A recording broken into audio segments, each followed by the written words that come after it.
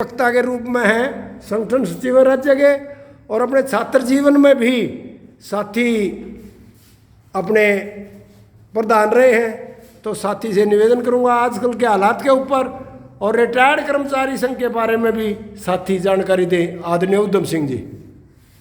सम्मान के योग्य आज की मीटिंग के अध्यक्ष साथी सुरेंद्र जी, हमारे सर्व कर्मचारी संघ के जिला के सचिव साथी सेवाराम जी, ऐसी साहब में फूले जी, बाबू खान हमारे बहुत सीनियर पुराने साथी हैं, रोडवेज के बड़े क्रांतिकारी साथी रहे हैं। वो दौर हमने देखा है, इनके नेतृत्व जब रोडवेज का संगठन चलता था। साथी बलराज जी हमारे जिला के सचिव हैं, संचालन कर रहे हैं। मास्टर जय सिंह जी पुराने साथी हैं, बहुत सीनियर हैं, मतलब हम तो इनसे अगली पीढ़ी है एक तरह से।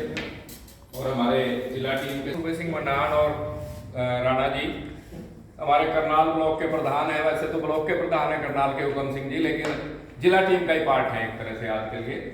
तो साथियों, ये हमारे सर्व कर्मचारी संघ के ब्लॉक के प्रधान है साथी तेजपाल राणा जी, पुराने प्रधान है सुरेश राणा। तो साथियों, आज ये जो कन्वेंशन चल रही है, ये कन्वेंशन आप सोच रहे होंगे भाई अभी क्यों चल रही है। इसके पीछे एक विशेष कारण है। आप ये देखें कि 2014, 13, 12 का पीरियड याद करें। जो लोग थे दुखी थे 12-13 के अंदर, जो सरकार हमारी काम करती थी सेंटर के अंदर, उसकी नीतियों से दुखी थे लोग। जो नीतियां आई है, नहीं ये नीति आई अभी नहीं है, ये तो आई तो 91 से थी, लेकिन धीरे धीरे इनके प्रभाव जो है वो 12-13 में आके उजागर हुए। और जो नीतियां थी उस समय, कर्मचारी तो लड़ ही रहा था उन नीतियों के खिलाफ, लेकिन जो वर्तमान पार्टी है जिसकी सरकार है, ये भी उन नीतियों के खिलाफ बोलते थे। आपको याद होगा जब मनमोहन सिंह जीएसटी की बात करता था तो ये कहते थे जीएसटी नहीं होनी चाहिए। जब मनमोहन सिंह आधार कार्ड की बात करता था, ये कहते थे आधार कार्ड नहीं होना चाहिए।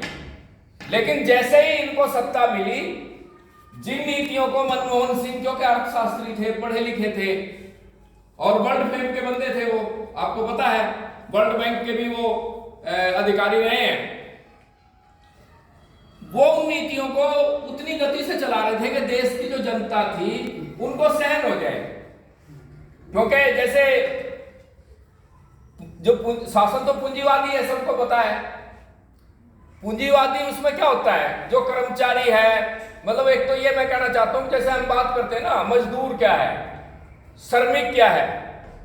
श्रमिक वो सब लोग हैं जो नौकरी करते हैं, वो चाहे आईएएस हो, डीसी हमारा, चाहे हमारा सेक्रेटरी हो, हमारे एससी साहब बैठे हैं, चाहे दूसरे कर्मचारी हैं।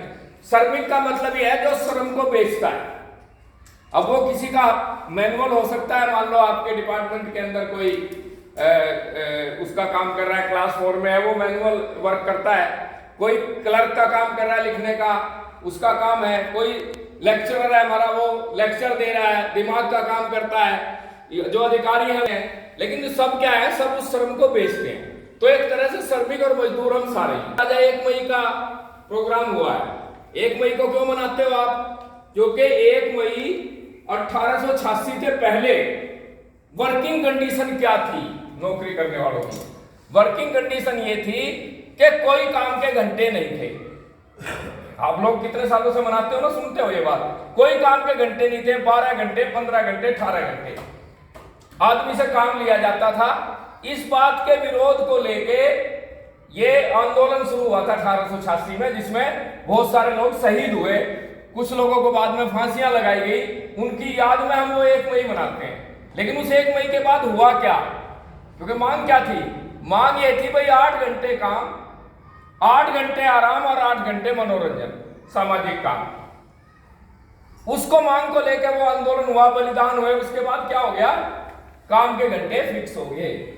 अब ये जो आपके दफ्तर चलते हैं 9 से 5 या 8 घंटे, वही। स्कूल का थोड़ा अलग तरह का सिस्टम है वहां, क्योंकि शनिवार की छुट्टी नहीं होती तो उनके घंटे और भी कम है। शनिवार वर्किंग है उनका, मतलब सप्ताह के घंटे गिन करके है वो सारा सिस्टम। तो ये आपने हासिल कर लिया। लेकिन अभी आप ये देखें आप कहां जा रहे हैं। वो जो रेगुलर पक्की नौकरी की बात, वेतनमान फिक्स की बात, ये सारा धीरे धीरे आपने हासिल किया। ये उसकी लड़ाई के परिणाम थे। लेकिन जब से ये नीति आई, नीतियों ने क्या बदलाव कर दिया? इन नीतियों ने बदलाव कर दिया कि अब आपके काम के घंटे निश्चित नहीं है। अभी आप देख रहे हैं प्राइवेट सेक्टर में हमारे सबके बच्चे लगे हुए हैं, वर्क फ्रॉम